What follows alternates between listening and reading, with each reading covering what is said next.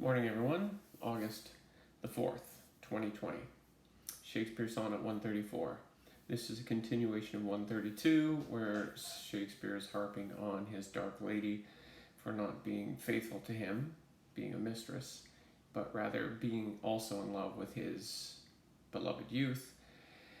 So in this sonnet, he sort of begs the two of them to allow him to be part of the trio, but with a series of, looking at Patterson and other references. Here's a quote from Patterson: love's dealings equals legal transactions. So these financial legal relationships come up in these analogies and metaphors. And how do they put it? Sordid enmeshment of sexual and emotional blackmail. I love that. So using these financial references, including the term, as Patterson puts it, financial slavery.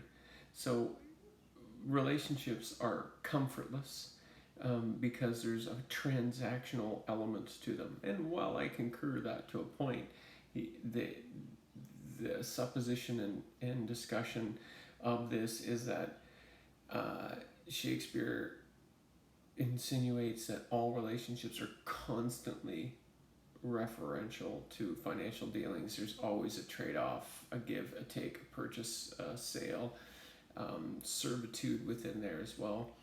And there's some vague references, or at least in terms of one analysis, that there's some Dante-style tortured soul, purgatory references as well. Both the sources I have up here now, Patterson included, insist this is not a very good sonnet. It's certainly not a sonnet as they insinuate in the Petrarchan sense, which started the sonnet as a love ode. There's not much love in this, but it's a good sonnet. I think it's well put together, and at least the iambic is cleaner, so I'm going to try to read it much more poetically. Here it is, 134. So, now I have confessed that he is thine, and I myself am mortgaged to thy will.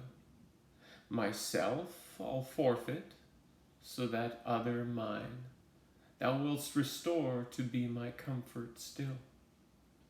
But thou wilt not, nor he wilt not be free, for thou art covetous, and he is kind.